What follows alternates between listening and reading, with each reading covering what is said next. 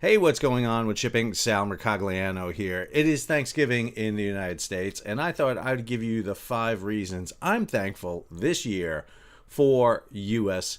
shipbuilding. Now, as we usually do every Thanksgiving here at What's Going On with Shipping, we usually take it over to the WGOW anchorman Les Nessman himself for the annual turkey drop. But this year, instead of going to Les, I figure I would send it over to the Secretary of the Navy, John Phelan. As I said in my confirmation hearing and in my first message to the fleet, I will not spend a single taxpayer dollar unless it contributes directly to readiness and our ability to defeat future threats.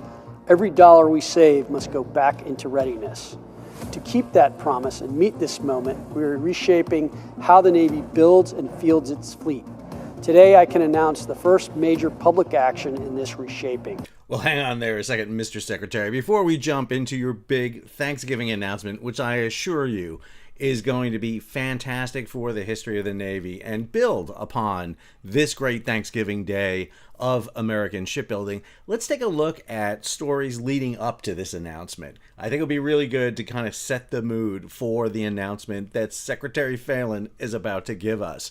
So, our first story takes us over to Mike Scholler over at G-Captain. The Navy has commissioned its final Independence-class littoral combat ship as the Trouble program winds down. So the U.S. Navy has commissioned USS Pierre, the 19th and final Independence variant of the littoral combat ship, on Friday in Panama City, Florida, marking the end of a program that has struggled to meet its original mission objectives. Secretary of the Navy John Phelan delivered the principal address at the ceremony, emphasizing the administration's commitment to maritime power despite the program's troubled history. Quote, President Trump is committed to restoring our shipbuilding capacity because he knows that to be a superpower, one must be a sea power. The commissioning comes as the Navy officially winds down the LCS program after mounting evidence that the vessel cannot reliably perform their intended mission. Originally conceived in 2002 as fast modular ships capable of mine countermeasures, anti-submarine warfare, and surface warfare operations in littoral zones, the LCS fleet has instead become defined by chronic mechanical failures, underperforming mission modules, and limited survivability. Okay, maybe not the best story to start off on our celebration of American shipbuilding here with a program of 35 ships that has had some problems. I'll admit that. It hasn't been great. We've had a couple of hurdles in the program. I mean, the Freedom class had that whole, combining gear issue where the ships couldn't go very fast, which is kind of what they were designed to do. The Independence class had those kind of hull fractures, which, that's not great. And then, the mission modules that were supposed to be interchangeable we're not really interchangeable, and one of them, the anti-submarine one, never worked, and we're just getting the mine-sweeping one now, so we really only have one module, and then they were designed for really small crews, and they have 2 different crews rotating off, but now we're down to one really big crew, and so everything's not great with that. Okay. But still, we're getting up for a big announcement by the Secretary of the Navy here on shipbuilding. Let's go over to our second story. I'm sure that'll be better. Story number 2, the GAO, the Government Accounting Office report, has exposed severe problems plaguing the U.S. Coast Guard's offshore patrol cutter program, with both shipbuilders failing to deliver any vessels despite years of construction and program costs ballooning to $17.6 billion. The GAO investigation found that the Coast Guard strategy of building ships before completing their designs has proven disastrous. The report states that the construction of OPCs 1 through 4 began without a stable design, contrary to shipbuilding leading practices, which led to rework which delayed deliveries. OPC's 1 delivery had been pushed back more than 5 years, from June 2023 to at least late 2026. Concerningly, the Stage 2 contractor, Austal USA, appears to be following the same troubled path. According to the GAO, construction of OPC-5 began in August 2024 without a stable design. The report warns that continuing to build additional Stage 2 vessels before stabilizing design increases the risk that Stage 2 will also encounter costly rework and schedule delays. Okay, this is a bit concerning, and I'm not sure, but is that dirt where they're building the ship? That looks like dirt. That doesn't look like paved ground where they're building the ship. This is, okay, all right, I'm a little concerned here. I mean, we're finally finishing up the plagued LCS program. The Coast Guard's OPC program, all right, it's delayed, but I mean, at least we're building ships. I mean, that's good to know. All right, let's go to our third story. Story number 3, Eastern Shipbuilding suspends work on Coast Guard offshore patrol cutter program. Oh, for the love of God. Seriously? Eastern Shipbuilding has announced the suspension of work on U.S. Coast Guard's 2 offshore patrol cutters, citing unsustainable financial pressures and workforce reductions as the company struggles with what CEO Joey DeCineria describes as, quote, significant financial strain caused by the program's structure and conditions. Seriously? All right. What does this mean? According to DeCineria, quote, unfortunately, we also had to reduce our workforce, an extremely hard step as our people are the strength of this company. This action allows us to remain financially stable and focused on delivering for our government and commercial customers, unquote. Eastern Shipbuilding was originally awarded the contract to design and construct the first 4 OPCs in 2016 as part of what was planned as a larger 9-ship procurement. However, the program encountered significant obstacles when Hurricane Michael severely damaged the company's Panama City facility in 2018, forcing contract modifications, dividing the program into 2 stages. According to a senior Homeland Security official, quote, we cannot allow critical shipbuilding projects to languish over budget and behind schedule. Our Coast Guard needs modern, capable vessels to safeguard our national economic security. Okay, hang on a second. Eastern Shipbuilding has never built a ship of this size before. Everybody knew this going in here. The biggest they had built prior to this was a couple of ferries. They had also built the fireboat for New York City. They had everybody knew that building the OPCs at Eastern was going to be a problem. And yes, Hurricane Michael upset everything. And yes, COVID upset everything. But it's not that. But now Eastern has canceled the 3rd and 4th hull so that they can just finish the first 2. Meanwhile, over at Austal Marine, the Coast Guard's program has been directed to Austal, which received the contract in June of 2022 to build up to 11 OPCs with a potential value of $3.3 billion. In September, the Coast Guard exercised options for the contract worth $314 million for 3 additional cutters. But work on the first OPC, the Pickering, is progressing with keel laying scheduled for December, while construction of the second vessel, Icarus, began in early August.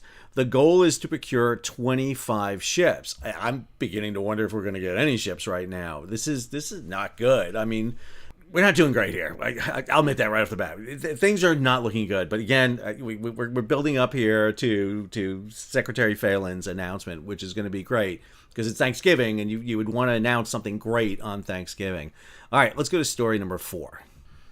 Story number 4, an unprecedented Pentagon threat has erupted just as Washington attempts its boldest shipbuilding revival in decades, raising doubts about whether the administration's maritime strategy can survive its own political turbulence. The Pentagon's extraordinary threat to recall Senator Mark Kelly to active duty for prosecution has raised new doubts about the Trump administration's maritime revival agenda, coming just weeks after the suspension of port fees, widely viewed as central to that strategy. On November 24th, the Pentagon said it was reviewing serious allegations of misconduct against Kelly, a retired Navy captain and Arizona senator, after he and 5 other military veteran Democrats urged U.S. troops to refuse unlawful orders. Defense Secretary Pete Hegseth accused the group of sedition, calling their video, quote, despicable, reckless, and false for encouraging other warriors to ignore the orders of the commander. The political clash comes at a pivotal moment for the domestic maritime industry. Kelly is one of the Senate's leading advocates for rebuilding American shipbuilding capacity. Alongside Senator Todd Young, Republican of Indiana, he co-sponsored the Ships for America Act, reintroduced in April 2025, which aims to revitalize the U.S. shipbuilding industry and expand the America-flagged commercial fleet. The act proposes a strategic commercial fleet program to expand the U.S. fleet to 250 ships, 100% U.S. flag requirements for all government cargo, and new cargo preference rules requiring some commercial goods from China to move on U.S. vessels starting in 2030. The Kelly controversy also follows the November 10 suspension of U.S. Trade Representatives' Maritime targeted Section 301 port fees, paused for 1 year as part of a Trump-Xi trade agreement. The fees had been in place for less than a month. You're kidding, right? You're going to court-martial the guy who's one of the co-sponsors for the SHIPS Act that is trying to rebuild U.S. shipbuilding. Oh. Okay, not going to lie. Not shaping up to be the best Thanksgiving I'd hoped for. All right. Brings us to our last story. We're banking on Secretary Phelan to have a substantial announcement here that is going to revive shipbuilding and be the outlet that we need here for this Thanksgiving Day. Over to you, Secretary Phelan. Today I can announce the first major public action in this reshaping, a strategic shift away from the Constellation-Class frigate program. The Navy and our industry partners have reached a comprehensive framework that terminates, for the Navy's convenience, the last 4 ships of the class, which have not begun construction. We greatly value the shipbuilders of Wisconsin and Michigan. While work continues on the first 2 ships, those ships remain under review as we work through this strategic shift. Oh.